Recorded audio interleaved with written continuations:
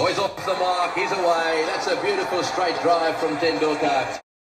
Hello दोस्तों, स्वागत है आपका फिर से एक और बार हमारे चैनल स्ट्रेट ड्राइव में। मैं दर्पण और मेरे साथ आर के सर।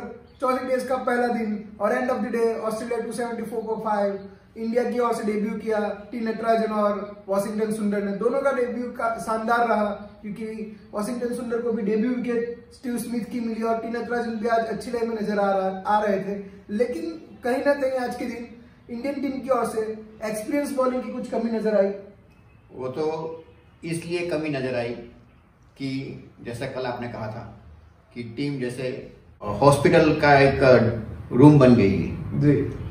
और इस हालात में जो भी परफॉर्मेंस हुआ, हाँ, अगर रहाणे कैच पकड़ लेते और वो भी लबुशेन का, तो लबुशेन जो हमेशा इतनी लंबी इनिंग्स खेल जाते हैं क्योंकि उनको हमेशा चांस मिल जाते हैं, हम लोग उनको हमेशा चांस दे देते हैं और हमने जो अपना ट्रेडिशन है उनको चांस देने का, उनसे लंबी इनिंग्स खिलवाने का, वो हमने बरकरार रखा और इसी की वजह से वो सेंचुरी कर गए। और जो दिन हमारा हो सकता था इसके ऊपर आज के दिन हम हावी हो सकते थे, हम हावी न हो पाए क्योंकि एक इतना मुश्किल कैच नहीं था और रहाणे जैसे फील्डर के लिए तो बिल्कुल मुश्किल नहीं था, तो वो कैच पकड़ लिया जाना चाहिए था। तो जैसे पिछली मैच में आखिरी दिन उनके कप्तान पेन ने कैच छोड़े थे और मैच छोड़ दी थी, इसी तरह आज हमने हमारे कप्तान की वजह से आज का दिन छोड़ दिया। और दूसरी बात दर्पण, हम जो पहले से लगातार कहते आ रहे थे कि टीम कभी डिक्लेयर मत करो, आज उन्होंने कल उन्होंने हमारी बात सुनी और कल टीम को डिक्लेयर नहीं किया गया। लेकिन जो टीम को डिक्लेयर किया गया उसमें जैसे कि कुलदीप यादव को अपने भविष्य के बारे में चिंता जरूर हो रही होगी क्योंकि जब अश्विन भी नहीं है, जब जाडेजा भी नहीं है, तब भी उनको मौका नहीं मिलेगा, तो उनको मौका कब मिलेगा? जी बिल्कुल, मैं भी आपकी इस बात से सहमत हूँ। आज तो यानी कुलदीप यादव को मौका मिलना चाहिए था क्योंकि एक अच्छे अनुभवी स्पिनर की जरूरत थी आज टीम इंडिया को। वॉशिंगटन सुंदर ने हालांकि अच्छी बॉलिंग की है, जरूर की है, लेकिन अगर कुलदीप यादव होते तो आज का दिन कुछ और होता। शायद से वो 2-3 विकेट लेने में कामयाब रहते क्योंकि वो जो फ्लाइट देते हैं, आज हमने देखा वॉशिंगटन सुंदर लाइन टू लाइन और लेंथ टू लेंथ तो बॉलिंग की, लेकिन थोड़ी सी लेंथ मुझे ऐसा लगा कि पीछे रखी वॉशिंगटन सुंदर और बैकफुट पे ऑस्ट्रेलियन बल्लेबाज आसानी से खेल रहे थे वॉशिंगटन सुंदर को। हाँ, वॉशिंगटन सुंदर को इसलिए भी खिलाया गया क्योंकि हमारे ये मैनेजमेंट बैटिंग के ऊपर ज्यादा गौर कर रही है। जब दोनों स्पिनर थे जाडेजा और अश्विन, तो क्या दोनों बैटिंग कर लेते थे? लेकिन सर आज बैटिंग के बारे में तो यानी सोचना वाकई कुछ ज्यादती होगी क्योंकि आपके प्लेइंग 11 में मयंक अग्रवाल भी खेल रहे हैं जो पहले इंजर्ड थे। तो ऐसा लग रहा था कि मयंक अग्रवाल नहीं खेलेंगे तो आप रिद्धिमान साहा को खिलाओगे तो आपको कुछ बैटिंग की दिक्कत हो सकती थी, लेकिन आप मयंक अग्रवाल को भी प्लेइंग 11 में खिला रहे हो तो मुझे नहीं लगता कि हमारी टीम में बैटिंग की कुछ दिक्कत होगी। तो मुझे ऐसा लग रहा था कि कुलदीप यादव को खेलना चाहिए था आज का मैच क्योंकि वॉशिंगटन सुंदर में कोई वो टर्न नहीं है, जो टर्न की हमें तलाश रहती थी वो टर्न नजर नहीं आ रहा है वॉशिंगटन सुंदर में। इसलिए कि हमारे पास जो वर्ल्ड क्लास कीपर नहीं था, तो मैनेजमेंट ने सोचा कि बैटिंग के ऊपर ज्यादा गौर किया जाएगा, इसीलिए 6 स्पेशलिस्ट बैट्समैन हैं और दोनों स्पिनर उपलब्ध नहीं है, तो थोड़ी बहुत बैटिंग कर ले। वैसे वॉशिंगटन सुंदर है इसीलिए उनको मौका दिया गया और इसलिए भी कि कीपर इतने अच्छे नहीं है, तो जो टर्न का, जो स्पिनर का, जो स्टंपिंग का जो लाभ मिल सकता है वो शायद ऋषभ पंत के होते होते नहीं लगता था कि वो ऐसा कुछ बेनिफिट स्टंपिंग का जो एक बेहतर कीपर होने के साथ साथ हमें मिलता है वो नहीं मिल पाता। तो यही सोच होगी मैनेजमेंट की। लेकिन सर आज का पहला दिन और पहला ही झटका इंडिया को लग चुका है कि नवदीप सैनी इंजरी की वजह से बाहर हो चुके हैं। मुझे ऐसा लग रहा है कि अभी आगे जो 4 दिन बाकी है उसमें नवदीप सैनी बॉलिंग करते हुए शायद से नहीं नजर आए क्योंकि आज स्कैन भी करवाने के लिए वो गए थे। तो मुझे ऐसा लगता है कि इंजरी काफी सीरियस होगी। लेकिन सर सवाल ये है कि आप चारों टेस्ट मैच देखें तो इंडिया के ही गेंदबाज या बल्लेबाज इंजर होते जा रहे हैं। ऑस्ट्रेलिया के गेंदबाज भी हालांकि उन्होंने भी उतनी गेंदबाजी की है तो उनके किसी भी बॉलर को ऐसी इंजरी की कोई समस्या नहीं हुई। तो क्या रीजन आपको लगता है इसके पीछे? इसके पीछे बस खास तो यही लगता है कि बहुत लंबे अरसे से बायो बबल, और दूसरी बात कि ये काफी लंबा दौरा रहा। इतने 2020 वनडे और फिर 4 टेस्ट मैच, ये निहायत लंबा दौरा था लेकिन सर ये दौरा तो ऑस्ट्रेलियन के लिए भी लंबा था, यानी वो भी खेल रहे थे कंसिस्टेंसी, वो भी कंसिस्टेंट खेल रहे हैं, तो उन्हें ये किसी भी चोट का सामना नहीं करना पड़ा। क्यों इंडिया को ये सभी चोटों का सामना करना पड़ रहा है?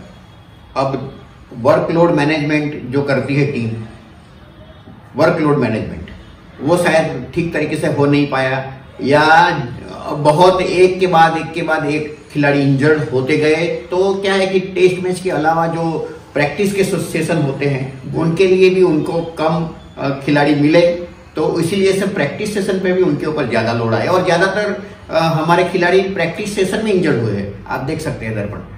तो ये वजह होगी कि टेस्ट मैच खेलने के अलावा जो अगर पूरा टीम का जो होता है स्क्वाड 18, 19, 20 खिलाड़ी, उसमें से अगर 3-4 खिलाड़ी वापस चले आते हैं तो क्या है कि पूरा जो प्रैक्टिस के दौरान जो लोड होता है वो 12, 13, 14 खिलाड़ी के ऊपर आ जाता है। तो उसी की वजह से वहां पर भी लोड ज्यादा बढ़ा। टेस्ट मैच में बुमराह को बहुत सारी ओवर करनी पड़ी, उसकी वजह से आज बुमराह भी बाहर। तो कहीं ना कहीं ये लंबा दौरा रहा और इंजरी हमेशा चलती रही एक के बाद एक, और टीम मैनेजमेंट ने थोड़ा जो ओके खिलाड़ी थे जो अपनी सीरीज के बाद अगर बराबर थे तो उनको वहीं रोकना चाहिए था। एज फॉर एग्जांपल मैंने आगे भी कहा है हार्दिक पांड्या को रोकना चाहिए था। ऐसे वक्त में वो ऐसे खिलाड़ी काम आते हैं, लेकिन पता नहीं जो मैनेजमेंट की ओर से सोचा जाना चाहिए उसमें कई बार हमने गलतियां देखी है। आज आगे भी कही थी, आज तो वो सुधरी गई, जैसे कि टीम को डिक्लेयर बाद में किया गया और आज वॉशिंगटन सुंदर को इसलिए लिया गया क्योंकि कीपर पे रिद्धिमान साहा नहीं है, तो जो टर्न के हिसाब से जो उनको स्टंपिंग का जो मौका मिलता है वो नहीं मिल पाएगा। तो कुछ न कुछ समझो कि अभी खिलाड़ी को बहुत चौकन्ना रहना पड़ेगा। अगर स्पिनर है तो थोड़ी बहुत उनको बल्लेबाजी करना आना चाहिए। प्योर स्पिनर के तौर पे आप ऑस्ट्रेलिया के दौरे पे जाना मुश्किल होता है, जबकि हमारे पास जाडेजा और अश्विन जैसे ऑलराउंडर मौजूद। लेकिन आज नटराजन ने भी अच्छी गेंदबाजी की, स्विंग देखने को मिला नटराजन की ओर से। लेकिन जो कहते हैं कि जो तेज गति होनी चाहिए किसी फास्ट बॉलर में, या फिर तो फास्ट बॉलर ऐसा होना चाहिए कि सामने वाले बैट्समैन को डरा दे, हाँ। वैसा आज खौफ नजर नहीं आया। इसलिए सैनी को रखा गया था क्योंकि वो अकेले बॉलर है जो 140 प्लस की स्पीड पे बॉलिंग कर सकते हैं, बाकी सब तो 135-37 वाले हैं। अगर आप एक ही गेंद देखें, सिर्फ डेविड वार्नर की विकेट ऐसी थी जो एक अच्छी गेंद पे मिली, अदरवाइज जो शार्दुल ठाकुर ने जो विकेट लिया था वो तो एक फील्ड प्लेसमेंट अच्छी थी, हाँ। जिसके चलते वो विकेट मिली। और अब बात करें वॉशिंगटन सुंदर की तो वो भी बैट पिच गेंद थी, हाँ, स्टीव स्मिथ गलत उसमें कतई विकेट मिलना नहीं चाहिए था। हालांकि उन्होंने करीब 65% जितनी गेंदबाजी गुड लेंथ पे की है, तो गेंदबाजी तो उनकी नपी तुली रही, फील्डिंग का सपोर्ट नहीं मिला। तो अगर आप दर्पण देखने जाओ तो अगर हमारी जो बॉलिंग स्क्वाड है उनका एक्सपीरियंस 5-6 टेस्ट मैच का है, और वहां पे सामने देखो तो एक बॉलर कम से कम 50 टेस्ट मैच खेल चुका है सामने की स्क्वाड में ऑस्ट्रेलिया में। तो इतने एक्सपीरियंस हमारा नहीं था, इसके बावजूद एक आध कैच छूट गए, उसके बावजूद जो भी परफॉर्मेंस रहा है ऐसा दिल तोड़ने वाला तो नहीं है। बिल्कुल, अगर कल का 1 घंटा बहुत इंपॉर्टेंट रहेगा और ये बैटिंग देख के रोहित शर्मा और ये सब भी ऐसे सोच रहे होंगे कि कब हमारी बैटिंग आए और अच्छा प्रदर्शन करे, क्योंकि ये जो विकेट है वो बैटिंग फ्रेंडली लग रही है। हाँ, फिलहाल तो बैटिंग फ्रेंडली लग रही है। इसके ऊपर ये बाउंसी पिच है। 1988 के बाद ऑस्ट्रेलिया ने 31 टेस्ट मैच यहाँ पे खेले हैं और उनका एक भी मैच में पराजय नहीं हुआ। तो ये बताता है कि ऑस्ट्रेलियन यहाँ विनिंग कॉन्फिडेंस के साथ है और उनको देखो India has nothing to lose, अगर आप सही मायने में कहते हो, क्योंकि इंडिया की टीम वो है नहीं जो होनी चाहिए। डी ग्रेड की टीम है। अब डी ग्रेड की तो नहीं कह सकते सर, क्योंकि आप बल्लेबाजों को देखें तो बल्लेबाज सभी अच्छे हैं। मयंक अग्रवाल भी अच्छे रन बना सकते हैं, रोहित शर्मा है, अजिंक्य रहाणे है, चेतेश्वर पुजारा अभी तो आप बल्लेबाजों पे नजर करें तो ऐसी टीम नहीं दिख रही। देखिए अगर आपके पास बॉलर जिनके पास कोई एक्सपीरियंस नहीं है, आपके पास कोहली नहीं है, आपके पास राहुल नहीं है, आपका जो मयंक अग्रवाल वाले फॉर्म में नहीं है, कभी इनका स्थान बनता नहीं था अगर ये इंजरी नहीं होती तो मुझे ऐसा लग रहा है यहाँ से कि ऑस्ट्रेलिया जरूर 350 रन तो बनाएगा। 350 रन बनाने के बाद कुछ अगर विकेट कल 1-1.5 घंटे में अगर इंडियन गेंदबाज विकेट लेने में कामयाब रहते हैं तो 350 तो वो बना ही लेगा। लेकिन अगर विकेट लेने में नाकामयाब रहते हैं तो जरूर ये 400-450 का रन का पहाड़ खड़ा कर देंगे ऑस्ट्रेलिया की टीम। अगर पहले सेशन में किसी भी तरीके से ऑस्ट्रेलिया ऑल आउट हो जाती है तो भारत के हाथ में कुछ गेम रहेगा, क्योंकि दोपहर का सेशन खेलने के लिए भी अच्छा होगा और शुरू में विकेट गिरने के चांसेस कम होंगे। अगर यही बात शाम तक चली गई तो क्या हो सकता है कि जो 12, 15, 20 ओवर हमें खेलने को मिलेंगे वो भारी दबाव वाले होंगे।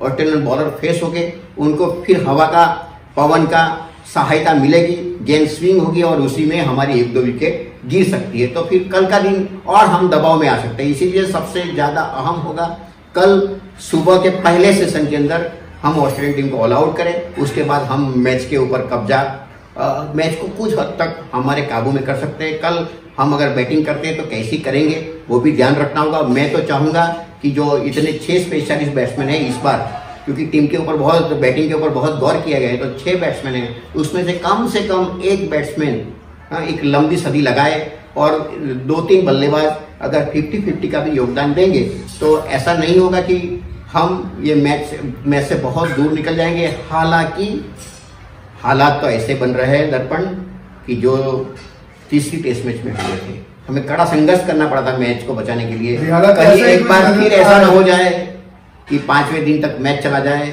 और हमें कड़ा संघर्ष करना पड़े। अब तो हमारे पास बिहारी भी नहीं है, अब तो हमारे पास अश्विन भी नहीं है। तो हालात अगर चौथी टेस्ट में, और वैसे भी ऑस्ट्रेलिया का मैच जीतने का यहाँ पे रुतबा कायम है, लेकिन जैसा कि मैंने तीसरी टेस्ट मैच के बाद में कहा था कि ये टीम वो है जो कोई नहीं करता है, वो करके दिखाती है। 36 में ऑल आउट हो जाती है और आखिरी सेशन पे जो था 36 ओवर खेले थे, 1 विकेट भी नहीं गई थी। तो हम चाहेंगे कि कल सुबह पहले घंटे में ही इंडियन टीम और इंडियन बॉलर्स ऑस्ट्रेलिया को ऐसे काबू में कर ले कि फिर से हमारी गिरफ्त मजबूत हो जाए, मैच के ऊपर मजबूत हो जाए। इसी के साथ तो ये था आज का पहले दिन का पोस्ट मैच एनालिसिस दर्पण और आरके सर के साथ। देखते रहिए, बने रहे हमारे चैनल स्ट्रेट ड्राइव के साथ और हमारे चैनल को बड़ी करने में हमारी मदद जरूर करें।